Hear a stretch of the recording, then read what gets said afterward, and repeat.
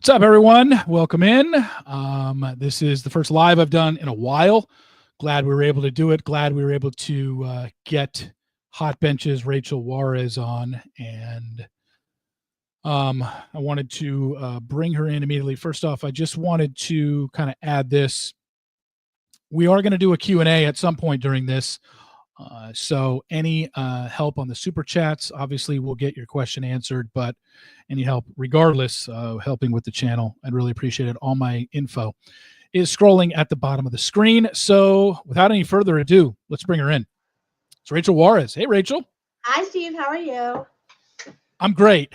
I know that before we get into everything, I know that obviously you've kind of been through it this last week or so. You're in Southern California.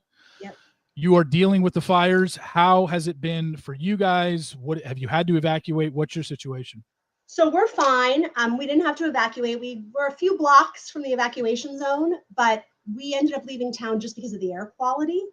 So we've been very fortunate, very lucky. My family's safe. Our house is safe. A lot of people who that's not the case for. So it's just, as a city, I think as a community, it's been a really devastating time. And some people that have lost their property? Many. Really? Yeah. Both Crazy. Both in the Altadena area and the Easton fire, the Altadena Pasadena area, and particularly in the Palisades fire. I know a lot of families in the Palisades who have lost their homes, and it's going to be a long path to rebuild. Yeah. So no easy transition from that. I'm glad you're safe and sound. Some good, some news to pass on for those that watch Rachel's show. Maybe you have seen this online. Deadline had a story. I think Variety had a story about it. There was some news in the TV trade papers that Hot Bench is moving their filming to Connecticut, of all places. It is. You live in Southern California. So why don't you update everybody on what's happening with you and Hot Bench? Yeah, so you're right. Hot Bench is moving its filming to Connecticut, to Stanford Studios, which has been a long time hub of a lot of unscripted shows. And although I'm in Southern California, and although my family is going to stay in Southern California, I am going to stay with the show, and I'm going to commute out and continue to film in Connecticut with Hot Bench. That's awesome. When does the next season begin filming? Are you allowed to? So right now we are airing season 11. Season 12 will begin filming in March or April, and then season 12 will air in the fall. Gotcha. So it's a hell of a commute. It's not down the street. It's not like you're going to Arizona or Vegas or Colorado. No, it's going to be a commute, and it'll be interesting. I have little kids, so it'll be interesting to see how it works out. But I really love the show. I love the people I work with, and so I'm going to give it a shot. Yeah. So I can't imagine it's months at a time that you're gone from your family. No. Can you talk about the filming schedule? Sure. Yeah. So the way we're going to do it is we film several days at a time. Usually about 3 days at a time, and we film anywhere between 6 and 8 cases per day. So the way that it's going to work is it's going to be sort of week on, week off for, from about April until about August. So we'll film on a Tuesday, Wednesday, Thursday, or Monday, Tuesday, Wednesday, then take the next week off and then go back to filming. So I will probably be flying just back and forth each week, spend a week out there, a week back here. And it's only for about 5 months of the year. So that makes it easier as well. So I'm going to say, so if you film Tuesday, Wednesday, Thursday, you would be on a flight back to California. I'm assuming Friday. Yeah. Friday to Friday probably, and then get back the following weekend and ready to go. Exactly. So I won't be away from my family for more than a week at a time. Okay. Nice. Okay. Let's get into what we've waited for a while now. When David Gingras first dropped the appeal that he filed in this case, I believe it was mid-November, right? Maybe was it after Thanksgiving or before Thanksgiving? I can't even remember. It was November-ish. Yeah, it had to be November-ish because the original due date was December 24th. So it must have been right around Thanksgiving. Yeah. So it was right around that time. And at the time I said, you want to come on and discuss it? And you were like, well, not really, because what was your explanation for why you didn't want to discuss it then? So we did a little bit of discussion. We just didn't dive into it completely because I don't practice law in Arizona. And it's very difficult when you're reading one side of a brief, when you don't have any independent knowledge of the law in that particular jurisdiction, to really evaluate the arguments. And so I kind of figured, instead of me researching from scratch Gingras' arguments, why don't I wait until Woodnick's firm files his brief and see what their arguments in response are? Because that will sort of point me towards the opposing authorities and towards the counter arguments, so that I can then evaluate both sides' arguments for myself. And so you've obviously read Gingras' appeal. You've read Woodnick's brief. You have clicked on all the cases that were attached to it. You've gotten yourself familiar, or not all, maybe you did do all. I don't know. Not all of them. Not no, all of many of them, but not all of them. Some of them were not necessary. They stood for kind of just general propositions of law. So you don't need to read those. Okay. So I do want to say right off the bat here, we're going to be discussing what Gingras said, and then obviously Woodnick's response and your thoughts on everything. And, this will end up, if you're not watching this live, it obviously saves to my YouTube channel. You can watch it at any point. And any content creators that want to use my video and use your answers, I will sue your ass into next week if you do that. Yes, and I will represent you. No, Yeah. Yeah, I'm kidding. Use all the video you want. I don't care about this fair use bullshit. No, I understand that. Well, actually, I don't understand why he gets so his panties in a wad over this, but we know that's what he does. I don't care if you use my whole video, honestly. Go ahead. But I know that a lot of people will want to listen to your answers and use those as clips and whatnot. I have no problem with that. You can use you can use 30 minutes of this video. You can use 40. But what we're going to do is we're going to go over it. You're going to discuss it. And then we will do some Q&As for anybody that has questions or maybe clarifications on things as well. So, jumping right into it. Yeah. Do you want to give an overview of what you thought of everything that you've read so far? Or do you want to just jump into the one thing from Gingras' appeal that we can pull up and look at and just kind of go from there? What do you want? No, I think that makes sense to kind of give an overview, because when we talked about this sort of just on the surface a couple of months ago, my initial impression was that this was not going to end up being a Rule 26 issue, a Rule 11 issue. And for those who are kind of just jumping back into this, the main thrust of Gingras' appeal was that the sanctions that were awarded, the $150,000 in fees, were awarded under Rule 26, which is a very narrow rule in Arizona law that is modeled after Federal Rule 11, that says if you sign a pleading that is not in good faith, or if you don't have a good faith reason to believe what you're saying in a written pleading only, you can be sanctioned for it. And for Rule 26 and Rule 11 only, in order to ask the court for sanctions against someone, you first have to put them on notice that you're going to do it.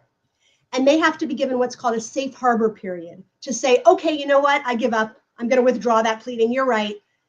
So that we don't spawn too much litigation about nothing, really, in essence. And so the thrust of Gingras' appeal was that the sanctions were based on Rule 26, and Laura did not receive proper notice that there were going to be sanctions under Rule 26 at issue. And Laura was not given a safe harbor period. So when I read his appeal, just my reading in the appellate brief, I said, this seems like there's kind of a hole in his entire argument, which is imagine that. Yeah, right. Which is that he may be right about Rule 26. I actually found some of what he said persuasive, but it looked to me like there were a whole host of other statutes under Arizona law, completely separate from Rule 26, under which the court awarded sanctions. And he really did not meaningfully address those issues. And so I kind of guessed that that would be a large part of the answering brief that Woodnick's firm filed, that it would focus on, look, we did comply with Rule 26, or we tried, but it really doesn't matter, because the sanctions awarded were not awarded under Rule 26. They were awarded under other rules that do not have this kind of safe harbor period requirement. And I love saying this, I was right. That is the main thrust of the answering brief as well. It is that Gingras really set up, and I think we see this kind of in his YouTubes and in his, kind of rants, if you will. He sets up a real straw man argument. He throws this red herring out there, builds it up, kind of twists it all around, and then says that's not right. And he may be right that argument is not right, but that wasn't really the argument that was being made. So a lot of other things, but that's kind of the 10,000-foot view. Okay, so I know that Gingras will he's either watching this right now or he is going to watch it, because I know that he is a fan of you, and I do say that sincerely. He's obviously, I know he likes to rip on anybody, content creators that talk about what he talks about, because his thing is, I'm a lawyer in Arizona and you're not, you can't possibly know what I know. So now he's matching wits against somebody as educated as yourself. You might not be practicing in Arizona. And when you did talk about this, the first time that he addressed the fact that he liked that I had you on, he did say, I agree with a lot of what you said, but some of the stuff that she said, I don't agree with because she doesn't know Arizona law. So we already know that his response is going to be talking about, well, Rachel doesn't understand Arizona law in particular cases. Is there anything that you can address in regards to that you're like, well, I actually have gotten caught up on Arizona law, so I don't think, while I might not practice out there, I am caught up on it now. So yeah, it is definitely true that if you're not practicing in a jurisdiction, you may not, for rules that exist, like reasonable fees can be awarded, you may not have as good a sense of, well, what does reasonable really mean out there? Do they tend to award all the fees? Do they tend to award some of them? Because that's really more of a practical issue that you have to kind of be, boots on the ground in order to know. Yeah. But I think what a lot of people don't necessarily know about law is that when we go to write a brief, when we go to respond to issues, we understand the general law, and particularly in family law, we know the statutes in California. I'm sure he knows the statutes in Arizona off the top of his head, but we don't know most of these cases, except the very famous ones. A handful. I can think of maybe 10 in California, 20 that I definitely know because they're cited all the time. But we go and do independent research of the law and how statutes are interpreted every single day, even if you've been practicing for 30 years in a particular jurisdiction. So I went and looked at the actual cases that were cited by both parties, and that's what the appellate justices are going to have in front of them. And this is not a situation where they're going to say, oh, I have all this independent knowledge of the law that neither of these parties thought of. The appellate justices are going to read these briefs and read the cases. And that's the same position I'm in. So it becomes much less significant to have a boots on the ground understanding of how the law works in practice when you have the benefit of both sides briefing and you actually do, like I did, read all of the cases cited, or most of them. Yeah. So do you want to just jump right into the main thing from Gingras's? So let's start with, let's do Gingras's appeal. Let me pull that up. Let's see. You got this? Can you see this? Oh, yeah. Hold on a second. There we go. All right. So this is page 15 of Gingras's brief. And I don't know why it's cut off, but there we go. No, that's okay. How about there you go. Yeah, there we go. So appellate briefs are very formulaic in the sense that there are specific things they need to cover in every single brief. Every single appellate brief has to have a statement of the case, and then a statement of facts, and then a statement of the issues. And those may sound like three of the same things. They're not. Statement of the case is kind of in one or two sentences. What is this case about? Then you have the statement of facts, obviously, which is what Gingras really focuses, a lot of his time on when he went through his own brief. And then statement of the issues, which is really how you frame the issues on appeal. And so this is how Gingras framed the issues that are on appeal. And sometimes there isn't an agreement necessarily about what the correct issues on appeal are. Sometimes the parties disagree. That's an issue. No, it's not. But here, his brief, I think, really nicely sets out what the actual issues are. And then Woodnick's brief, instead of kind of dancing around what the issues are, takes them on head on. So I just kind of wanted to start by looking at his issues and kind of breaking down the arguments. Okay. Issue 1, which is the first issue that I sort of got into, is about Rule 26. And he's put it in, kind of a complicated, long worded way. But in essence, issue 1 is, did the trial court properly sanction Laura under Rule 26? Right? Did it deny her the right to the safe harbor period, or did it otherwise permit a sanction under Rule 26 to be imposed when that wasn't appropriate? The second issue is, did the trial judge commit structural error, which is kind of a funny thing to see in family law. And Woodnick's brief points out in Arizona, and this is another reason it's helpful to have his brief. Structural error is something that doesn't come up in family law, because structural error is typically an error with an entire trial that makes the whole thing unfair. A really good example of a structural error is not allowing a defendant to represent himself in a criminal case. That thing makes the whole trial unfair, because you have a right to represent yourself. And if you don't, it infuses problems into the entire case. So Gingras argues that the trial judge, perhaps Googling the hours of Planned Parenthood, was structural error. And hopefully people are saying, what? Because that's exactly right. What? It's not. That would require the entire case to be reheard. Issue number 3, and this is where we kind of get into the other statutes. Gingras I think only the last couple of pages of his brief are even devoted to these other statutory bases for fees. And you have these laws that are cited, Arizona Revised Statutes 25.324 and 25.415. And it's really important to note what his issue with the sanctions awards under those statutes are.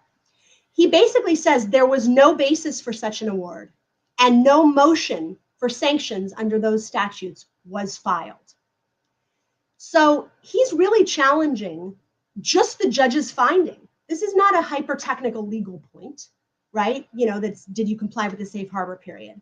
He's basically saying there was no basis for such an award. The judge made a mistake. The judge awarded sanctions when that was not the right thing to do. And when you're doing that on appeal, when you're challenging something just based on the fact that it was the wrong conclusion, it is an incredibly high standard of review. The appellate court basically accepts everything the trial court says, and they defer to the trial court in every way. And they only reverse if there's a complete abuse of discretion. Like, really, it's just so absurd that the trial court has actually abused their power. And then issues 4 isn't really, I think we could skip over issue 4 because it's not really a salient issue in either one. And then issue 5 is Laura entitled to her attorney's fees and costs on appeal. That's completely collateral to the issues we're talking about. This is about this appeal. Yeah. So before we move on, I just kind of wanted to bring up the statutes that are at issue. And it's 25.324. All right, that's attorney's fees. Here we go. Yes. So this is a statute that looks a lot like a statute that exists in California, which basically says in family law, because these are family law rules, that the judge can do something that they can't do in criminal cases or civil cases. What they can do is they can consider the financial resources of both parties and the reasonableness of all the positions they've taken in the proceedings. And they can make one side pay the other's attorney's fees. It's just kind of a blanket, a blanket blank check, if you will. It's an opportunity for a court to award attorney's fees, not for something very specific, but just, I've considered the reasonableness of what everyone's argued and their financial resources, and I think you should pay some of her fees.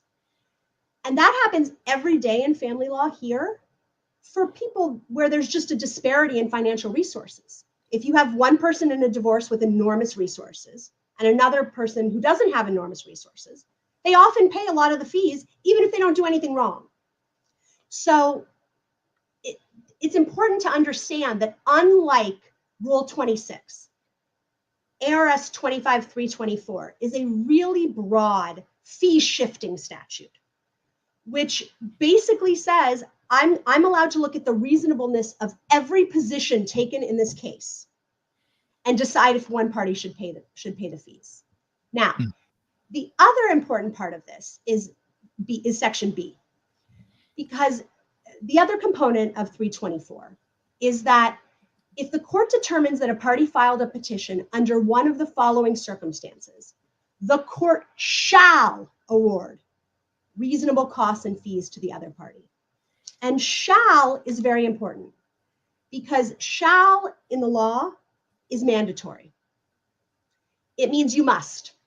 The court must effectively award reasonable costs and fees. Not the court may or the court can consider, but the court shall. And obviously, one of the things here is the petition was filed for an improper purpose. Laura's petition in this case. Laura's petition was not filed in good faith. I mean, those are all allegations that have been made and that I think Judge Mata and many of us believe have absolutely been proven as well. So this is one of the statutes that we're going to look at. And it is much broader than just Rule 26, which is limited to signing a pleading. This has to do with, is it reasonable to ask for mediation when you know you're not pregnant anymore? That in and of itself, that is a position that may or may not be reasonable. And that is something that can be the basis for sanctions under this rule, whereas it couldn't be a basis for sanctions, most likely, under Rule 26. So that's the first sort of general statute at issue. Then you also have 25-415. Here it is. Sanctions for litigation misconduct. Yes. And again, you have the court shall sanction a litigant for costs and fees incurred by an adverse party if the court finds that the litigant has done one or more of the following: knowingly presenting a false claim, knowingly accusing another party of making a false claim, and then, really critically, violated a court order compelling disclosure or discovery. And this is where the Planned Parenthood stuff really comes in, because we know that, you know, Gingras has made a lot about the sort of shifting views about Planned Parenthood and did Mata do her own research. But Laura's defense to, you know, why she kept changing her story about Planned Parenthood was that she didn't want Clayton to know where she went because she didn't want him to be able to get her medical information.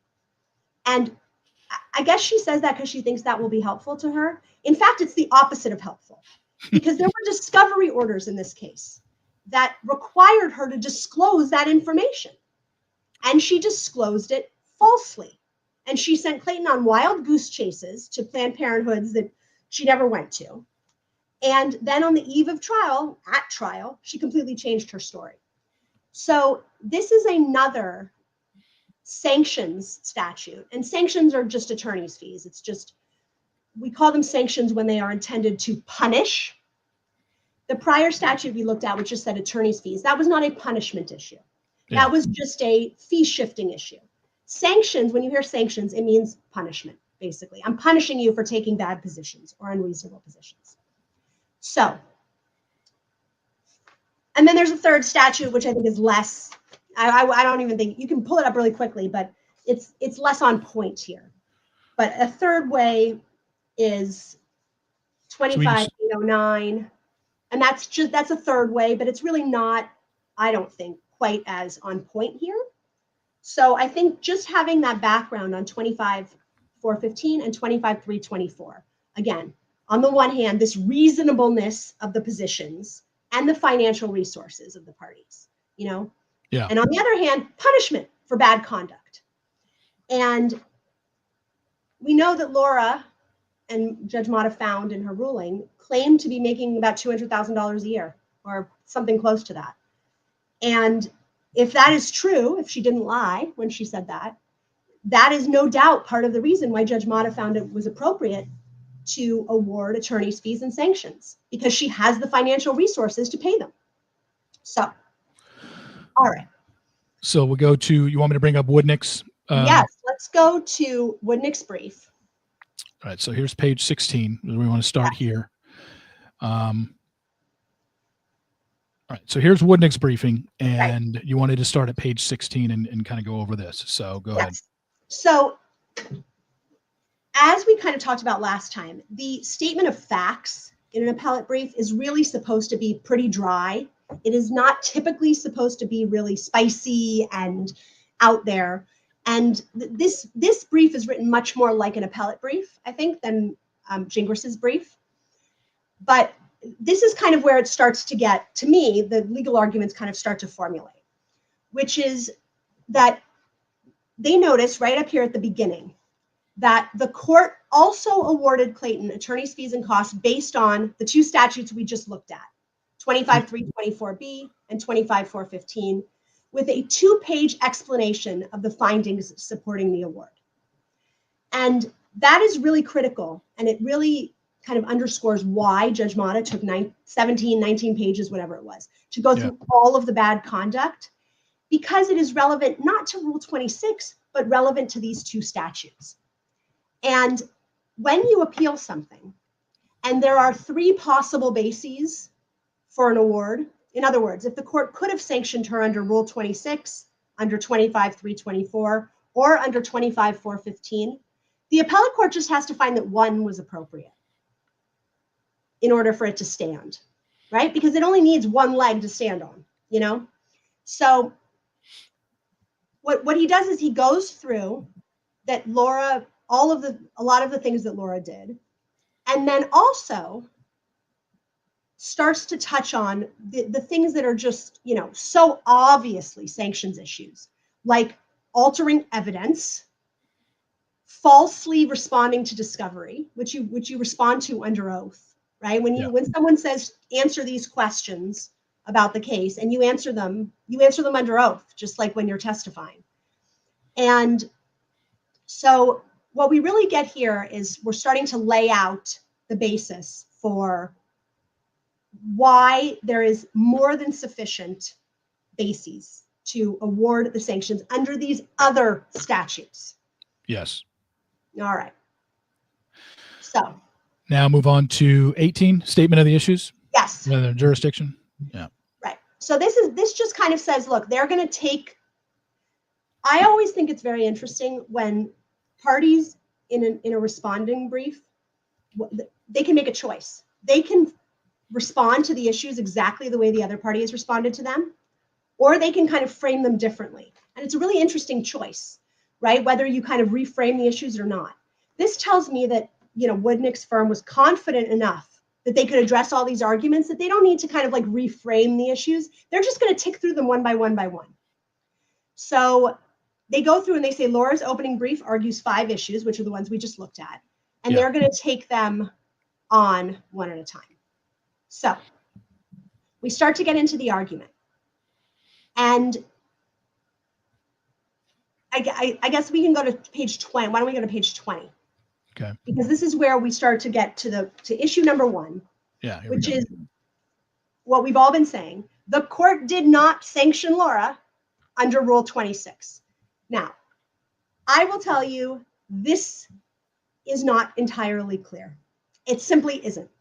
Judge Mata's order leaves a little bit, and I reprinted it too, you know, to go through, leaves a little bit to be desired in terms of explicitly setting out which statutory bases she's awarding fees on for which specific conduct. It would have been better had she said, you know, Laura falsely responded to discovery.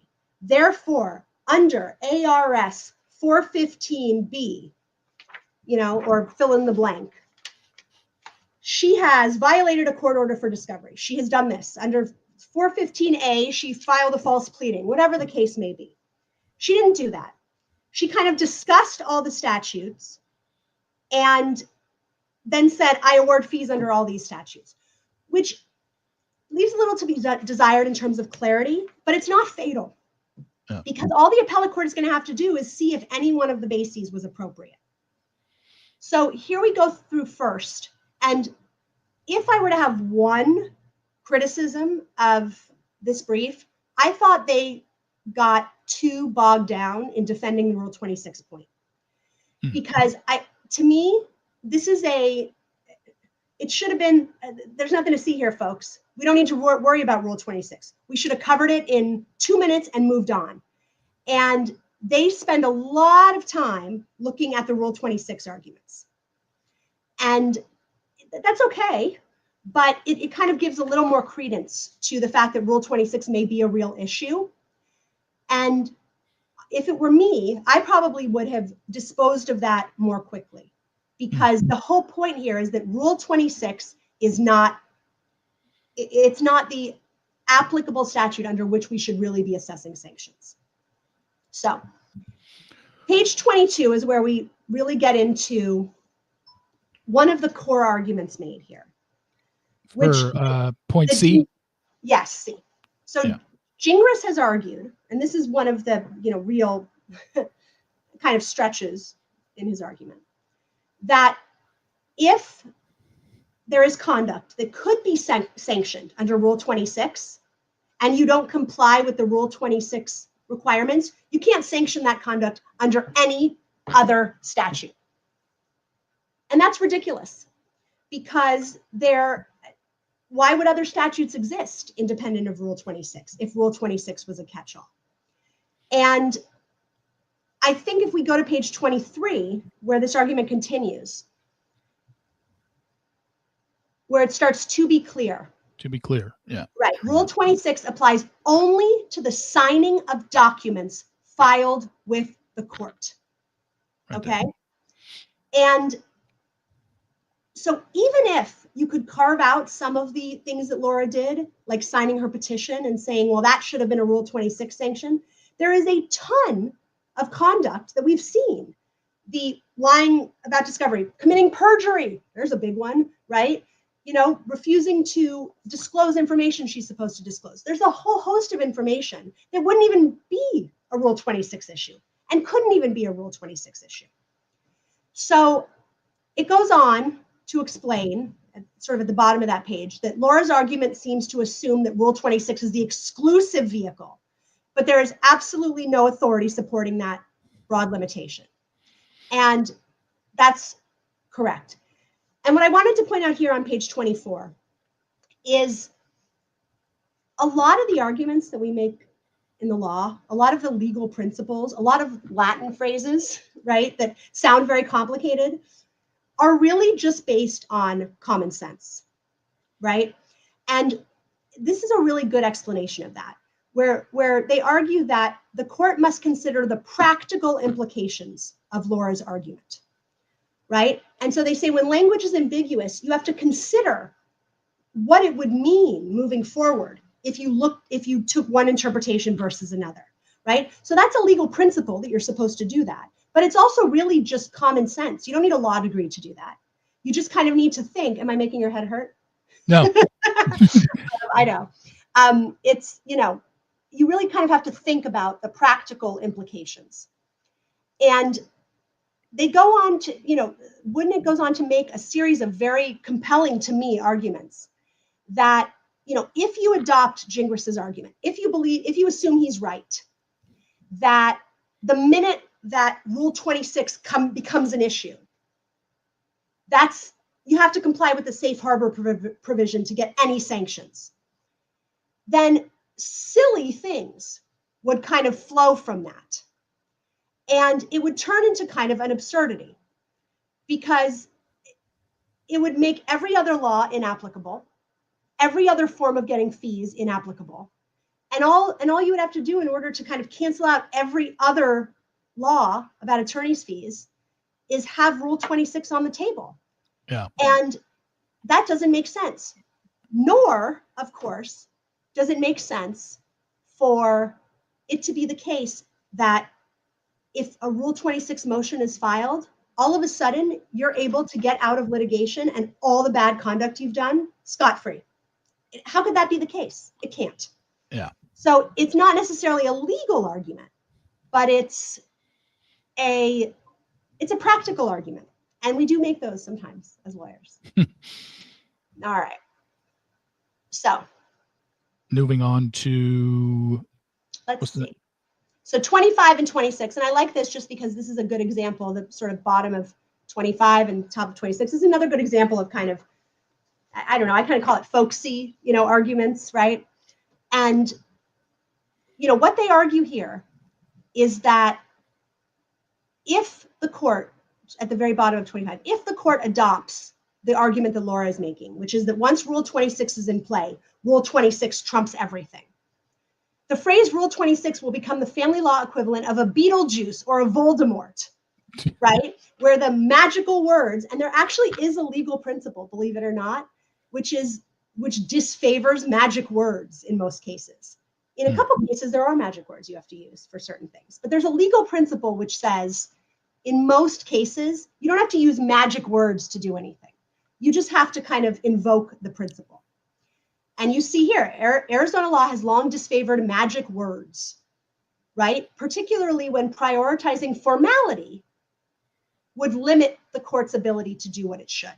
So I like that because it really kind of brings in, common sense. It brings in a little bit of fun, to the brief.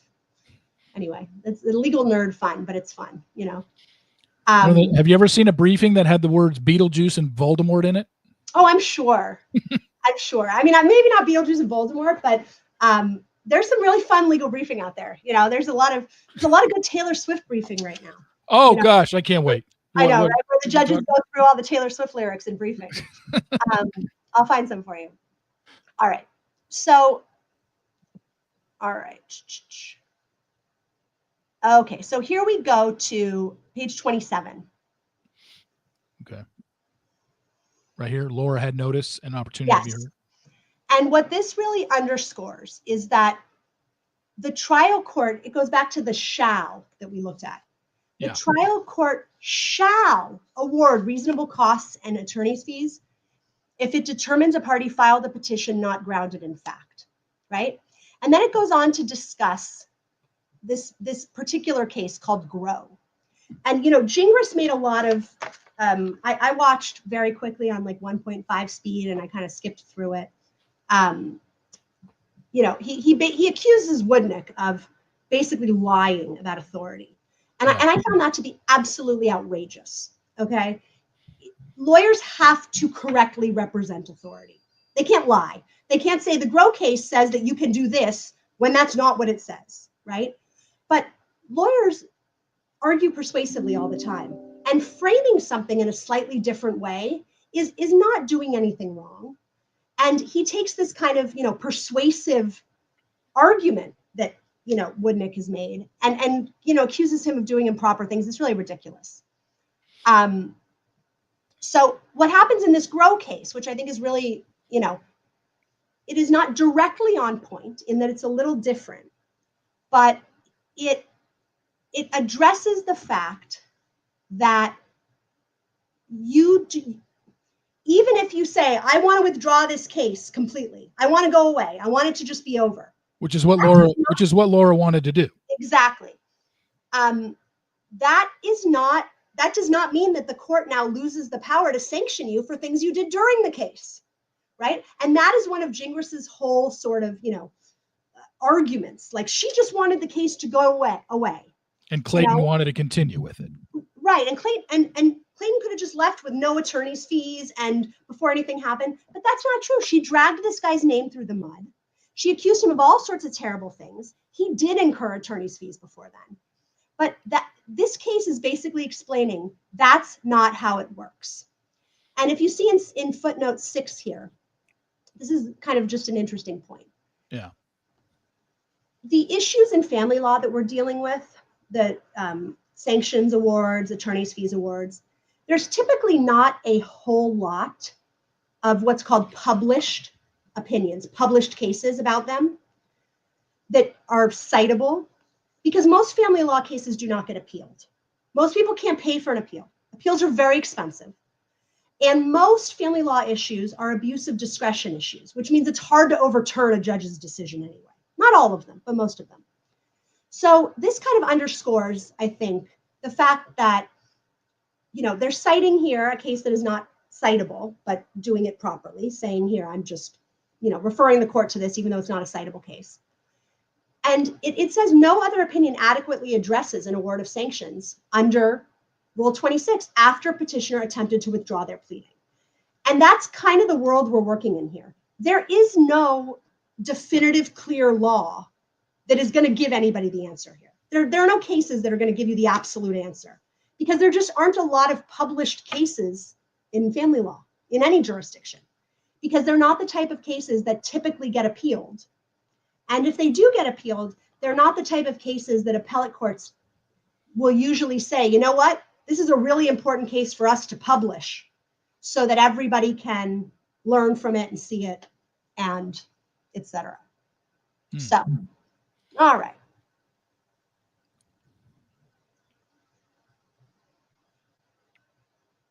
Go down to D in 28. Yes. Okay. Rule 11. So again, this is where I might not have focused on this as much, but this is the argument that even if the trial court had sanctioned Laura only under Rule 26, which is not what happened. A counterfactual hypothetical. That makes my brain bleed. I know. Counterfactual hypothetical. Yeah. Okay. My favorite thing to do in legal briefs, I think, are, because we see so many of these long kind of winding statements, is to put in a sentence like, what? Question mark? No! Exclamation point. Because it just kind of breaks up the monotony of these, I don't know, kind of silly long arguments. Okay. So the rest of this section goes on to argue that the court is empowered even if where are we at on here? We're just kind of going through 20. This part is not really, the specific words are not important. 28, 29, 30. 30 is the next one we're going to go to. Okay. It kind of says that, the court still has the power to do a Rule 11 or a Rule 26 sanction on its own, rather than a party bringing a motion. And that is what Judge Mata said she was doing. And this is really critical, this page, because what Woodnick has done here, what Woodnick's firm has done here, is compared Federal Rule 11 to Arizona Rule 11 to Arizona Rule 26. And keep in mind, these are all three different statutes that deal with sanctions for filing a false pleading without a good faith basis. And he goes through how those statutes are actually slightly different in important ways. Rule 11 expressly requires a judge to do what's called an order to show cause. This is Federal Rule 11 if we were in federal court. The judge is required to issue a document called an order to show cause why you should not be sanctioned. If the court wants to impose sanctions, you have to send out that order to show cause, which we know Judge Mata did not do. But he points out that Arizona's Rule 11 specifically eliminates that requirement. So we're still only on Arizona Rule 11. We're not even to 26 yet. But when Arizona adopted the federal rules, it said, you know what, we're not going to require an order to show cause. So, Gingras' argument that she should have issued an order to show cause is ridiculous, because Arizona specifically done away with that requirement. And then Family Law Rule 26, which is the family law version of Arizona's Rule 11, dilutes the requirements even further, eliminating both the show cause requirement and the specific sentence requiring the court to account for the party's opportunity to withdraw or correct the violation. And that makes sense, because in family law, the courts have much broader discretion to sanction parties, to shift fees, than they do in any other type of law. So it would make sense that the family law version of this rule would do away with some of the more formal requirements and expand the court's ability, particularly because of how many pro se litigants, people without lawyers, there are in family law. Laura received ample notice that the court was considering sanctioning her, and she got a full evidentiary hearing to explain her position. And then this is what I like, because it is absolutely true for a family law lawyer watching that trial. Laura received more process than most people facing sanctions. Judge Mata had a 2+ hour hearing with witnesses on just the issues of sanctions and attorney's fees. That is more process than most people get in a family law court. Laura got more process than the average person. So keep going. To what page? So here we go on. This is just kind of 31, 32, 33. This is showing the differences between these rules. You know, the written notice, and this is getting into whether or not the safe harbor was provided, whether or not the written notice was adequate. And again, I think they make a somewhat compelling argument that maybe written notice was provided under the relaxed standard of the family law rule. But to me, I can't believe we're already at page 32 and we're still talking about Rule 26. Because to me, the slam dunk argument is Rule 26 doesn't even matter. So we go on for another page or two. Still talking about Rule 26. All right. And then we get to page 35. Okay. Issue 2. Yeah, issue 2. These are going to be quick though. That's by far the most complicated issue. So issue 2 to me is the second very interesting issue, which is the fact that Gingras claims that Judge Mata Googling the rule, or the hours of Planned Parenthood, was structural error that would require reversal. Yeah. And they start out by noting that there's a concept in appellate law called harmless error, which is basically like if you were to review any trial court decision, you would find mistakes. There's no doubt. There'd be mistakes, you know. In long trials, you have thousands of objections that the court has to rule on. They're going to be wrong about one of them. So you do not reverse decisions when the error was harmless. When this is like, well, in the broader scheme of things, that's pretty ridiculous, right? Yeah. And the court must disregard errors and defects that do not affect any party's substantial rights, right? Yeah. Otherwise, if you made an objection that this party, should have one less minute to testify, and then they say, no, they should have one more minute, and the judge rules, and that was a mistake, you end up reversing the whole trial. That doesn't happen. So appellate courts will uphold a decision unless there's clear problems with it and what's called resulting prejudice, right? That it really impacted the proceeding. Yeah. And then I found this really interesting because this is the kind of research that I am not going to do on my own. As much as I find this interesting, I'm not going to undertake this on my own. Yeah. Woodnick has represented to the court that he could not find any example, not even one, of an Arizona court applying structural error analysis in a family law case. So, and that's Gingras' whole argument. This was structural error in a family law case. Yeah. Structural error is a kind of unique aspect. I think it says here, it's a creature of constitutional criminal law jurisprudence, right? There are a few civil cases where it's used, but structural error is something that so infects the entire proceeding that the structure of the whole case is wrong. So it just in this case, just in we all know that, the way you're explaining it, Googling something offline or even getting it from somewhere else isn't a structural error. It's a harmless error, right? Yes, that's the clear argument. It's not, yeah. They're not necessarily opposing things, but it's not a structural error. So what would be, let's just say, what would be a structural error that Mata could have made in this case? It's obviously not being argued by Gingras because Gingras is saying her Googling is the structural error. What would a structural error look like in Mata's case if make something up that she could have done that Gingras could have said, hey, that was a giant structural error on her part, and this needs to be reversed. That's the problem, is Woodnick couldn't find a single family law case that had any structural error ever in the history of Arizona law. If I were to try to think of one that would kind of be a little bit analogous, It might be something like if the court had the power to appoint attorneys to represent people that were facing sanctions, and they appointed someone who had been disbarred, right? Something like that. They say, Laura, you're facing sanctions, so you have the right to an attorney to help you. Or the court were to say, let's have a jury trial instead of a bench trial, even though there's no jury trials here. Something like that would be a structural error where the whole thing is wrong because you're not supposed to have a jury, right? These tiny little mistakes are not structural errors.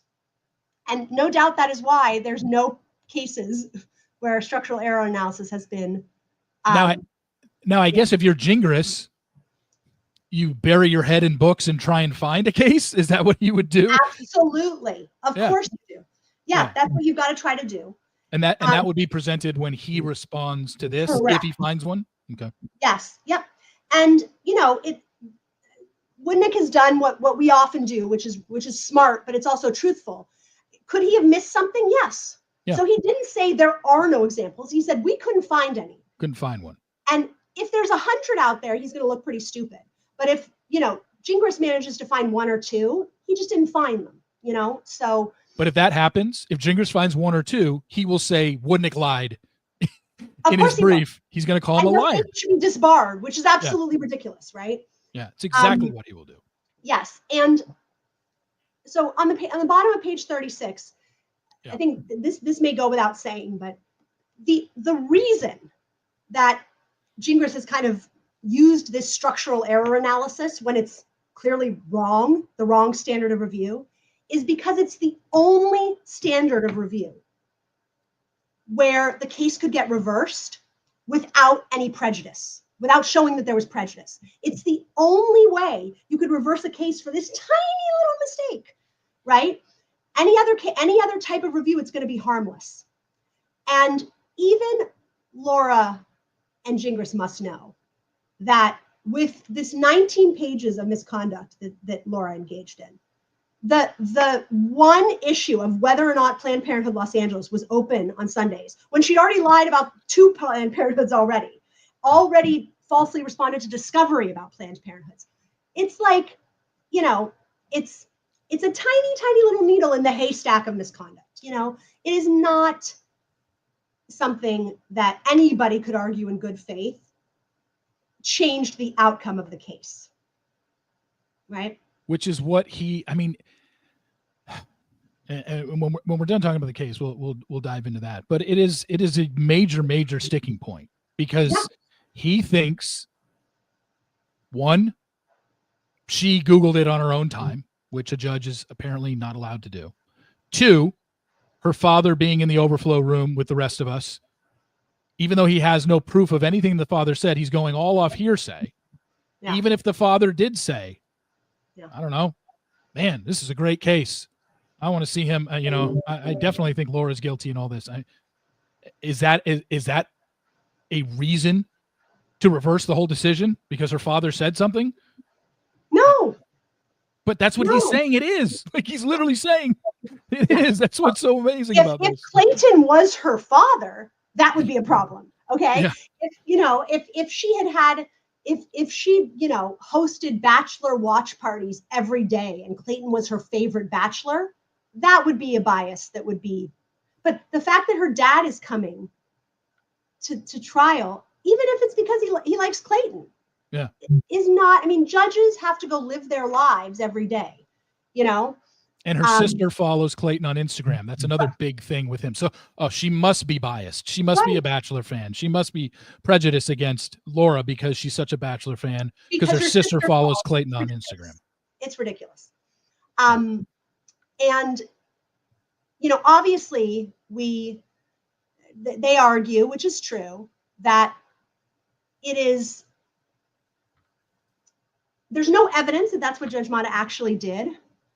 Yeah. But to be completely honest, I don't know necessarily that there's another good explanation for what she did, but they addressed that. And this was something that, I had not really drilled in on when I was first looking at things. But if you go to page 40, they go on to explain that even if she did Google Planned Parenthood operating hours. Here it is. Assuming arguendo. Why did they Arguendo. say arguendo? What is It's that? like, assuming like hypothetically. I don't know why we use all these words. Yeah, there. where did arguendo? Why can't you say assuming hypothetically the trial judge looked up the operating hours? Exactly, right? Yeah. So assuming that the trial judge did that, yeah, there was no prejudice. And here's why.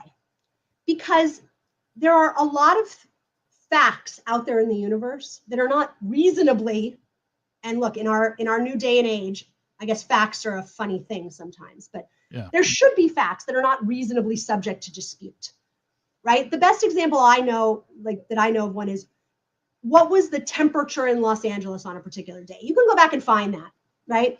Was January 15th, 2025 a Wednesday? You go back and look on a calendar, right? And so those are facts that can be the subject of what's called judicial notice, right?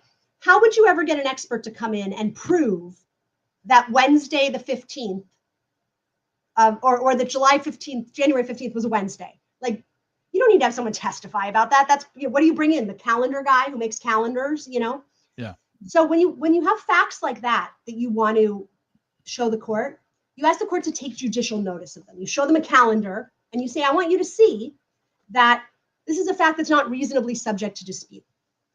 The fact that Planned Parenthood Los Angeles is closed on Sundays is exactly the type of fact that would be subject to judicial notice.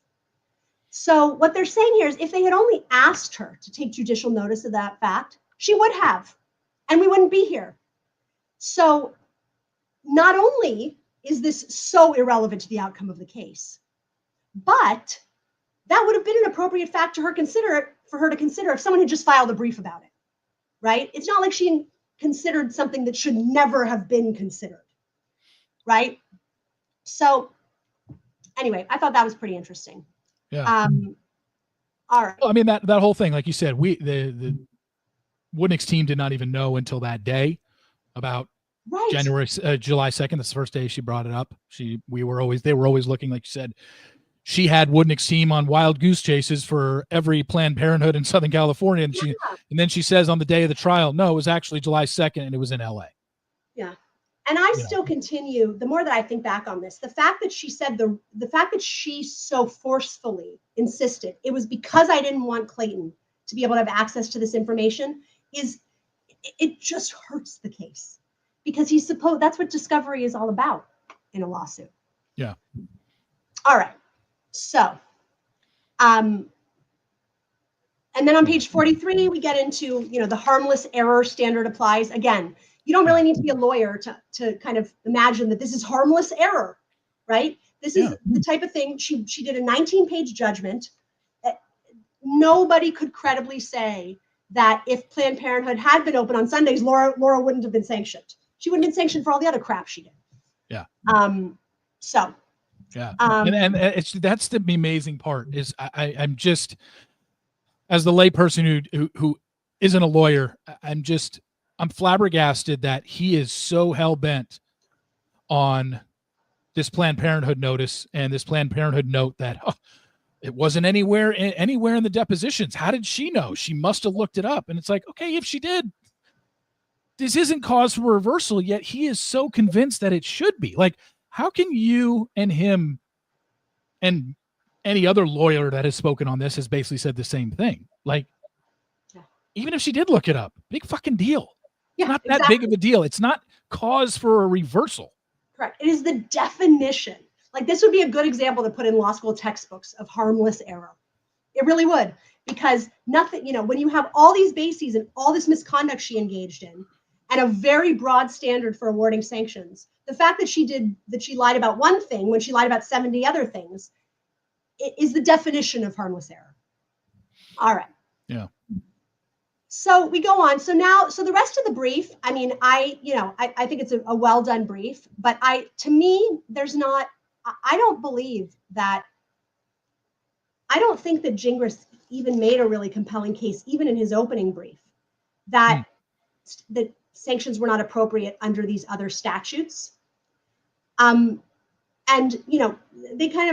Woodnick kind of goes through and explains, why the sanctions were awarded, why the conduct falls within the ambit of these statutes.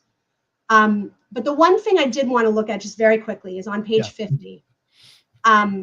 Because, as we saw in Gingras' issues, right? One of the separate issues he called out was there was no motion for sanctions filed. And so how can you award sanctions under these statutes when there was no motion filed? And Woodnick takes that head on and basically says that a motion isn't required. It just isn't. So, and that is true. This is another place where family law comes in. Everybody in family law knows you don't even need a formal request to ask for fees. It's one of the things in family law where you can stand up at a hearing and say, Your Honor, we're going to have I know we're here talking about custody today, but my client needs $100,000 for fees for this proceeding, and he's litigating her into the ground, and I need you to look at the most recent financials and give me some fees. That's enough notice. As long as the court has the information, you can make an oral request. Now, whether or not the court has the correct information before it and things like that is different. But everybody knows that fee requests in family law, and apparently it's the same in Arizona, can be very informal, because requiring too much formality for those would make it difficult for someone who needs fees to even get them. Because how are they going to get a lawyer to make the formal fee request? So anyway. Yeah. So then we just get into, and the reason to the rest of the brief is basically the trial court was not wrong in finding that Laura engaged in litigation misconduct and that her positions taken were unreasonable. And I kind of think we've been through that so many times. Yeah. I don't think we can get out of the, we don't need the. Yeah, no, I don't think we do.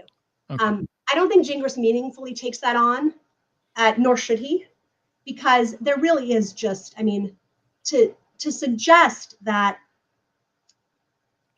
this decision was just wrong under an abuse of discretion standard, right, is basically saying that Judge Mata's conclusion that she engaged in litigation misconduct, when we know she fabricated evidence, altered documents, that the finding that she engaged in litigation misconduct was so bad that it abused her discretion as a judge.